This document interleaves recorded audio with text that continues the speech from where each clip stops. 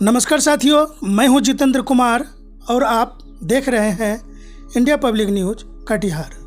कटिहार जिले के स्थानीय खबरों को लेकर हम हाजिर होते हैं और बीच बीच में किसी दमदार शख्सियत से मिलाने का भी प्रयास करते हैं। तो आज हमारी खास मुलाकात एक दमदार शख्सियत के साथ हो रही है। हालांकि ये अपने आप को बहुत ही छोटा चीज़ कहते हैं कि मैं ऐसा कहीं कुछ नहीं हूँ, बिल्कुल मैं जो है ज़मीनी स्तर का व्यक्ति हूँ, लेकिन पब्लिक के बीच में काफ़ी दमदार शख्सियत रखते हैं।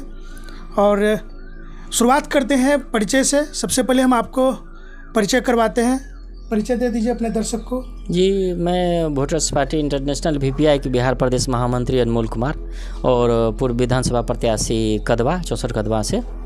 सबसे पहले तो आपके चैनल के माध्यम से दर्शकों को धन्यवाद और आपको भी धन्यवाद देना चाहता हूं कि लोकल न्यूज़ के नाम पर भी कम से कम हमारे पास आए हैं, जिस कारण कि हम जो हैं जनता के बीच में जो जनता के लिए हम काम करें उस बात को आपके साथ रख सकें। और दमदार की जहां तक बात है, दमदार तो बिल्कुल नहीं कहिए, क्योंकि पब्लिक तो कहती है, कई जगह सामाजिक क्षेत्रों में हमने आपको देखा है, आपके पीछे जो है कई सारे व्यक्ति रहते हैं, चाहे वो सुख में हो चाहे दुख में हो। अधिकांश दुख में भागीदारी निभाते हुए हमने कई बार आपको देखा है। देखिए, ये समाज के लोगों का अपनी निजी सोच है और हो सकता है कि हमसे उसको खुशी फील होता हो ऐसी बातें बोल करके, तो हमें कोई एतराज़ नहीं है उसमें।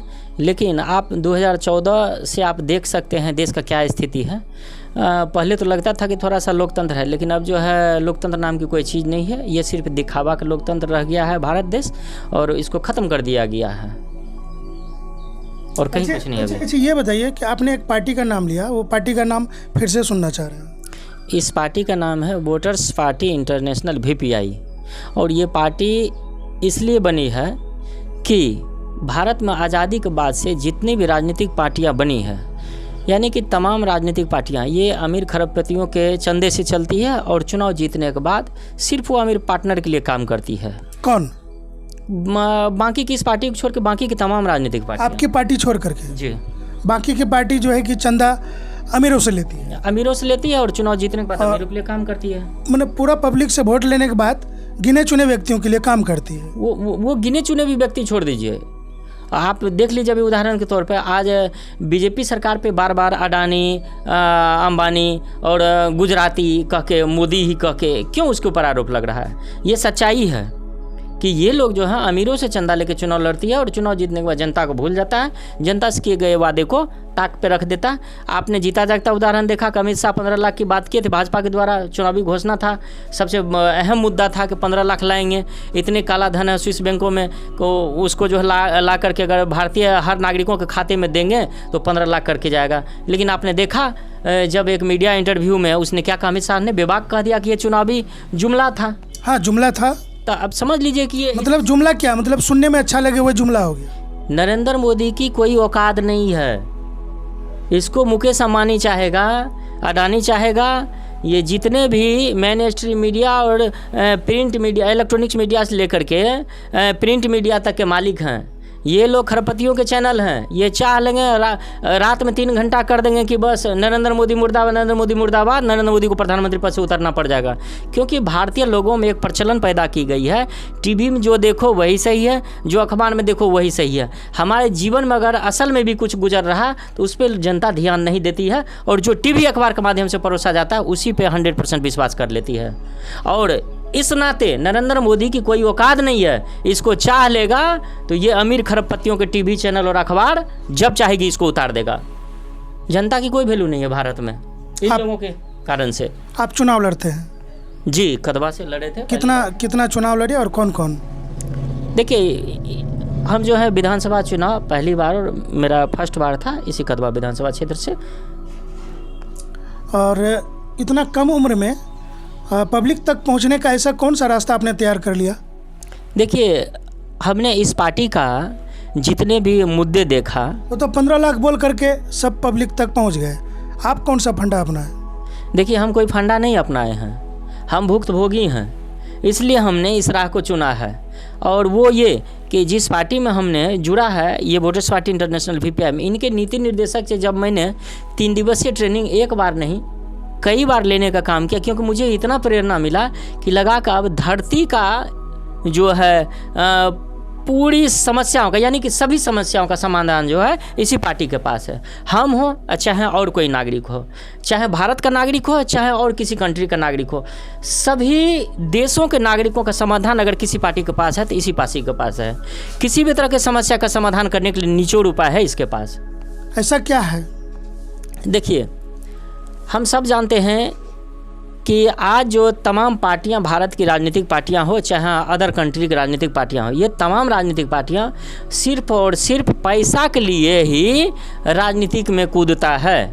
जनता भी तो पैसा खोजती है। जनता पैसा खोजती है तो जनताओं को चुनाव के समय अपने अपने दलाल बिचौलियों को 200-400 मुर्गा दारू बांट करके अपना इतिश्री कर लेता है। उसके बाद 5 साल वो मलाई खाते रहते हैं, जनता को अपने रहमो करम पे छोड़ देते हैं। जनता की तो मजबूरी है ना, उनको तो फिर कुछ तो पैसा चाहिए ना, चाहे उनका घर का खर्चा चल जाए, चाहे उनको आने जाने का खर्चा हो जाए, चाहे उसका किसी भी तरह का ज़रूरत पूरा हो जाए उस पैसे से। इसी बहाने कुछ कमा भी लेते हैं जनता। देखिए, कौन क्या कहता है ये बात लेकिन जो संविधान है देश का, उस संविधान की अगर हम बात करें तो हमारे देश में संविधान के तहत जो सुविधाएं जनता को देनी है वो कहाँ तक पूरा हो रहा है वर्तमान सरकार से। और आपकी जो पार्टी है भारतीय संविधान के विषय में क्या सोचती है? देखिए, राजीव गांधी जब प्रधानमंत्री थे तो उन्होंने कहा था कि मैं दिल्ली से अगर 1 रुपया भेजता हूँ तो गांव तक पहुँचते पहुँचते शायद 10 पैसा भी पहुँचता है कि नहीं वो भी मुश्किल है। अगर पहुँचता भी है तो वो प्रचार के रूप में, यानी कि पब्लिक के लिए जितनी भी योजनाएं बन रही है वो फलप है, किसी को कोई लाभ नहीं मिलता है, वो सिर्फ प्रचार करने का एक हिस्सा है मात्र। उनमें तो सुधार हुआ ना, मोदी सरकार जब आई तो सबको बैंक में खाता खोल दिए और डायरेक्ट पैसा खाते में जा रही है। इसके लिए विस्तार से आपको हमारी पार्टी के कभी कोई प्रोग्राम आइए तो आपको समझ में आ जाएगा कि आधार कार्ड क्यों बना है, जनधन योजना के नाम पे खाता क्यों खोला है। दरअसल ये लोग इसको इस्तेमाल कर रहे हैं। जब गुजरात के मुख्यमंत्री थे नरेंद्र मोदी, इसने आधार कार्ड का विरोध किया था और जब ये सत्ता में आए तो इसी ने कहने लगा कि अब ये पहचान पत्र काम करेगा। मुद्दा वो नहीं था, असली बात वो नहीं है। असली बात ये है कि लोगों को पैसा, वोटरशिप की पैसा कैसे दिया जाएगा, जो ये पार्टी कर रही है वो पैसा कैसा जाएगा, इसके लिए ये बनाया गया था। और नरेंद्र मोदी आधार कार्ड का विरोध कर रहे थे क्योंकि कांग्रेस की सरकार थी, उन्होंने कुछ देने के लिए पब्लिक को आधार का जो है निर्माण किया था, आधार कार्ड का, कि उनके पास आधार क्या है, बेस क्या है। तो अब वो प्रधानमंत्री जब बन गए तो वो आधार कार्ड को सपोर्ट कर दिए। ऐसा क्या देखा उन्होंने? देखिए, ये बात वो नहीं है। असल बात जो होता है उसको छुपाया जाता है, देश के लोगों को नहीं बताया जाता है। तमाम राजनीतिक पार्टी को जरिए जो है बात को दाब दिया जाता है, जनता को बताया ही नहीं जाता है। अब देखिए, नरेंद्र मोदी विरोध इसलिए कर रहे थे कि उस समय में जब वोटरशिप की प्रस्ताव लेकर भारत की संसद में विश्वात्मा भरत गांधी जी के द्वारा, हमारे पार्टी के नीति निर्देशक के द्वारा दिया गया था, तो उस समय में देखा कि कांग्रेस की सरकार है, अगर वोटरशिप चालू हो जाती है तो बीजेपी तो धराशायी हो जाएगी, फिर कांग्रेस को ही लोग वोट दे देगा। फिर बीजेपी का भी सांसदों ने समर्थन किया, इसमें कुछ सांसदों ने समर्थन कर दिया, हस्ताक्षर किया हमारे वोटरशिप प्रस्ताव पे। इस पार्टी के जो मुद्दे हैं, जो अहम मुद्दे हैं, उस पर जो मिशन है उस पर, उस प्रस्ताव पे इन्होंने साइन किया और लगा कि कांग्रेस को फिर लगा कि अब ये भी साथ दे दिया तब तो खिचड़ी हो जाएगा, किसी का वैल्यू नहीं रहेगा। इसलिए दोनों ने मिल करके इस प्रस्ताव को ठंडे बस्ते में डाल दिया।